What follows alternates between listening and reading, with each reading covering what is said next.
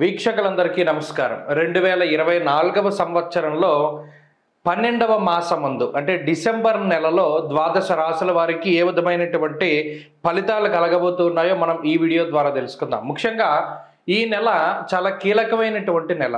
ఈ నెలలో పెద్ద చెప్పుకోదగ్గటువంటి గ్రహ మార్పులేవి కూడా మనకి కనబడడం లేదు. ఒక్క 16వ తారీఖు నాడు మాత్రమే వృశ్చికంలో ఉండేటువంటి రవి ధనురాశిలోకి వెళ్తారు. దీన్నే ధనుర్మాసము అంటారు.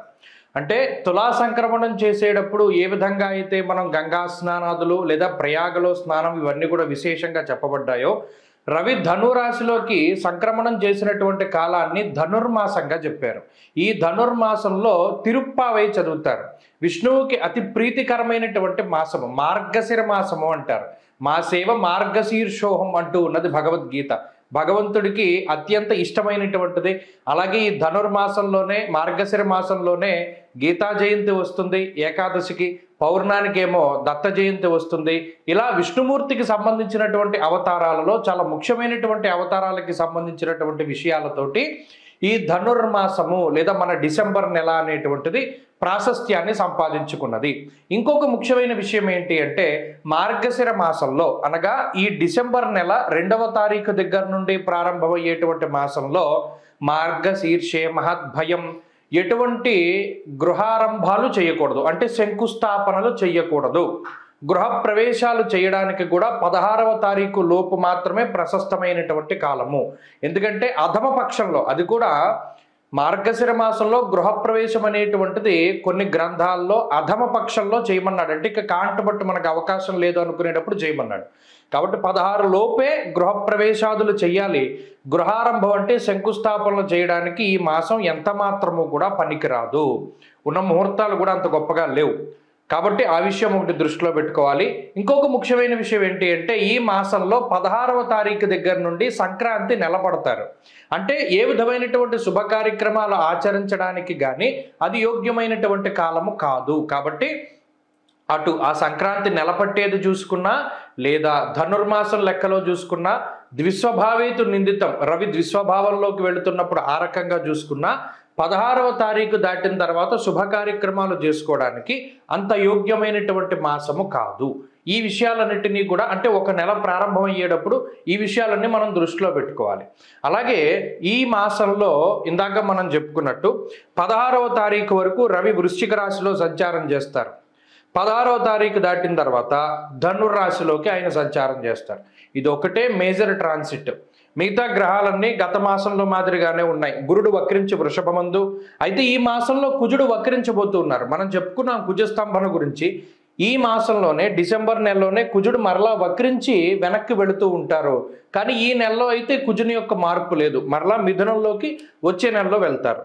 కేతువు కన్యా రాశిలోను, రవి బుధులు వృశ్చిక రాశిలోను, అలాగే శుక్రుడు మకర రాశిలోను, కుంభమందు శనేశ్వరుడు, మీనంలో రాహువు ఉన్నారు.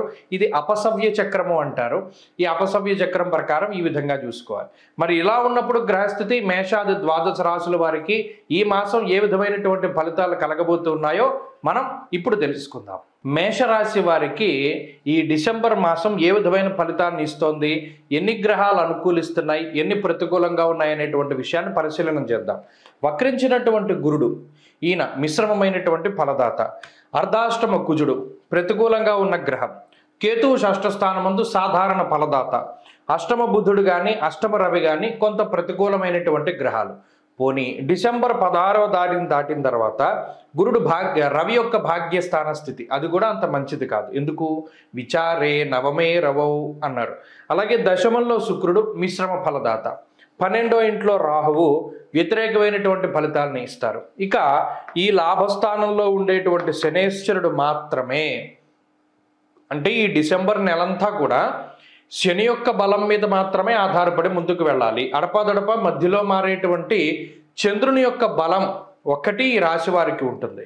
మిగతా గ్రహాలు ఏమీ అనుకూలంగా లేవు. కొన్ని లేకపోయే ప్రతికూలంగా ఉన్నాయి. ఒకటి అర్ధాష్టమ కుజుడు, అష్టమ రవి, వ్యయ రాహువు.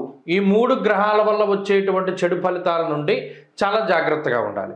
ఇందులో ప్రధానంగా గురుగ్రహం రాజకోపో యశోహాని అని శాస్త్రం చెప్తూ ఉన్నది. అంటే ఏంటి? వృత్తి ఉద్యోగాల్లో కొంత కష్టసాధ్యమైనటువంటి పనులు చేయడానికి అవకాశాన్ని కల్పిస్తుంది. అంటే మీరు చేసేటువంటి వృత్తి, అది వ్యాపారమైనా ఉద్యోగమైనా, కొన్ని రకాలైనటువంటి ఛాలెంజెస్ని ఎదుర్కొనవలసి వస్తుంది. త్వరితగతిన పనులు పూర్తి చేయవలసి రావడము, లేదా ఎక్కువ కాలం పట్టేటువంటి పనిని అతి కొద్ది సమయంలో ముగించవలసి రావడము, లేదా మీకుండేటువంటి శక్తి సామర్థ్యాలకు ఏదైనా ఒక పరీక్ష కింద పరిస్థితులు ఉండడం అనేటువంటి విషయాన్ని మనం చూడొచ్చు. ఉన్నతాధికారులతోటి కానీ లేదా యాజమాన్యంతో కానీ సఖ్యత విషయం కూడా చాలా సాధారణంగానే ఉంటుంది. అలాగే అర్ధాష్టమ కుజుడు ఎంతసేపు కూడా కుటుంబ సంబంధమైనటువంటి వ్యవహారాలని, చదువుని, అలాగే విద్యా ఉద్యోగ వ్యవస్థని విచ్ఛిన్నం చేయడానికి ప్రయత్నం చేస్తారు. భాగ్యహానిర్భయం క్రూరః అంటే ఎక్కడైతే మనకు ఆదాయం వస్తుందో ఆ ఆదాయ మార్గాల్ని దెబ్బతీసేటువంటి ప్రయత్నం చేస్తారు. అందువల్ల ఈ కుజుడు చతుర్థంలో ఉన్నప్పుడు ఏమన్నారు, ఎల్లప్పుడూ భయం క్రూరః, ఎక్కువ భయం వేస్తూ ఉంటుందిట. అంటే భయం వేయడం అంటే ఎందుకు భయం వేస్తుంది, జీవితంలో ముందుకు సాగేటువంటి విషయాల్లో పలానా ఈ ఉద్యోగంలో ఏదైనా ఇబ్బంది వస్తుందేమో, పలానా వ్యాపారంలో ఇబ్బంది వస్తుందేమో అనేటువంటి మానసిక భయానికి ఆయన కారణం. అలాగే చతుర్థంలో ఉన్నటువంటి కుజుడికి సమసప్తక స్థానంలో శుక్రుడు ఉండడం, అలాగే వ్యయస్థానంలోనేమో రాహువు స్థితిలో ఉండడం, ఇవన్నీ కూడా ఏమవుతాయి, ఆదాయం కన్నా ఖర్చును పెంచుతూ ఉంటాయి. లేదా ఆదాయ మార్గాలు ఏవైతే ఉన్నాయో వాటిని ఒక్కొక్కటిగా కొంత తగ్గించుకుంటూ వెళతాయి. ఈ గ్రహస్థితి వల్ల ఏమవుతుందంటే మానసిక భయం వేస్తుంది. ఒకటి, సపోర్ట్ తక్కువగా ఉంటుంది. కుటుంబ సభ్యుల తాలూకు కానీ, లేదా బంధుమిత్రుల నుండి కానీ, లేదా ఇంకొక మీ యొక్క తోటి ఉద్యోగస్తుల నుండి కానీ ఏదైనా మీరు సహాయం ఆశిస్తే ఆ సహాయం అనేటువంటిది అంత త్వరగా దరికి చేరదు. అంటే మీకు సహాయం చేసేటువంటి వ్యక్తులు చాలా తక్కువగా ఉంటారు. అందువల్ల మానసిక భయాలు ఇవన్నీ కలుగుతాయి. దీనికి తోడు అష్టమంలో ఉండేటువంటి రవి ఆయన ఎక్కువ తిప్పేటువంటి ప్రయత్నం చేస్తారు. దుర్దోష శత్రు సంవాద అంటే ఎక్కువ శత్రువులతోటి విభేదాలు, మాట పట్టింపులు, లేదా మనస్పర్ధలు, లేదా మానసికమైనటువంటి ఉద్రేకము, ఇటువంటివి ఎక్కువగా కలగజేస్తారు. సో ఈ గ్రహస్థితిలో మిమ్మల్ని కాపాడుతూ ఉన్నటువంటి గ్రహం లేకపోలేదు శనేశ్వరుడు. లాభస్థానమందు స్థితిని పొంది ఉండడం వల్ల అర్ధసిద్ధి సదారోగ్య, ముఖ్యంగా లాభంలో ఉండేటువంటి శని అది త్రిషష్ఠ లాభస్థానాల్లో ఎక్కడ ఉన్నా కూడా ఆయన గొప్పగా కాపాడుతాడు. ఇన్ని గ్రహాలు ప్రతికూలంగా ఉన్నా కూడా మీకు కొంత వెసులుబాటును ఆయన కలిగిస్తూ ఉంటారు. అంటే ఆర్థిక సమస్యలు రాకుండా ఉండడానికి, లేదా మరే ఇతరత్ర సోర్స్ ఆఫ్ ఇన్కమ్ని పెంచడానికి, ఉద్యోగం పోకుండా చూడడానికి, ఇలా ఏవైతే మనం ఇప్పటివరకు నెగిటివ్ పాయింట్స్ చెప్పుకున్నామో అన్నిటి నుండి కాపాడేటువంటి గ్రహం శనేశ్వరుడు. కాబట్టి ఆ శని ఒక్కరు బలంగా ఉంటే చాలు, నిజానికి ఆ మాసం అంతా కూడా వెళ్ళిపోతుంది. ఇప్పుడు అదే జరుగుతుంది మేషరాశి వారికి. కానీ ఏ ఏ రంగాల్లో మనకి ఇబ్బందులు ఉన్నాయనేటువంటి విషయాన్ని కూడా దృష్టిలో పెట్టుకోవాలి. పలానా ప్రాబ్లం ఉంది, సో దాని నుండి ఎలాగో శనేశ్వరుడు కాపాడుతారు, కానీ మనం జాగ్రత్తగా ఉండడం ముఖ్యమైనటువంటి సూచన. ప్రత్యేకించి ఈ మాసంలో ఎక్కువ మంచి ఫలితాలను సాధించడానికి కుజగ్రహానికి, రాహుగ్రహానికి సంబంధించిన తశ్శాంతి చేసుకోవాలి. అంటే ఏంటి, సుబ్రహ్మణ్య ఆరాధన ఎక్కువ చేయాలి. షష్ఠి తిథి వస్తుంది, మరీ ముఖ్యంగా మార్గశిర మాసంలో సుబ్రహ్మణ్య షష్ఠి వస్తుంది.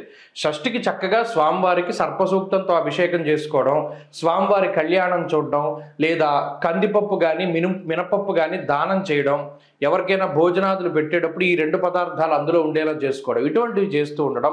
ప్రతిరోజు సుబ్రహ్మణ్య స్వామి యొక్క స్తోత్రాన్ని పారాయణ చేయడం ద్వారా ఈ మాసంలో ఈ రాశివారు మరింత మెరుగైనటువంటి ఫలితాలు సాధిస్తారు. స్వస్తి.